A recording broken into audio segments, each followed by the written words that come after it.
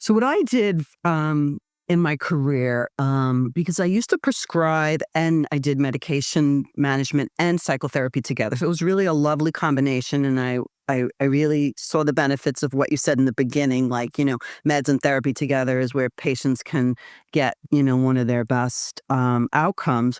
But I found that doing weekly therapy with patients, 45 minutes or an hour, it was okay. It was good. But I was finding that, like, if we wanted to get into something deep or if we wanted to do something that was really big, that most of the time that was not enough time.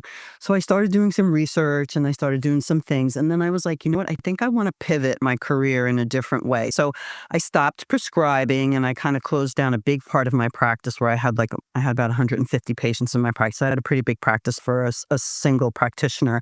And I kind of used the patients that I was doing meds and therapy with and asked them if they would try this longer model, if they would be interested in doing some different things with me. So I'd been learning more stuff about attachment repair. I'd been doing more parts work. I'd been doing polyvagal theory, some somatic work, learning more about dissociation and some different things. So I was like, you know what? I want to put all this together and see if I can move these patients in a different way. And so that's kind of how it evolved. And then I started looking and asking around in the EMDR community, like who was doing longer sessions, and people were calling it EMDR intensive. So based on that, I kind of put this model together for myself. So like a typical patient, I'll assess them, and based on what their goal is, what their need is, then I kind of say to them about how many sessions I'd like to do with them. And I only work up to 3 hours. So my maximum is 3 hours. I feel like the brain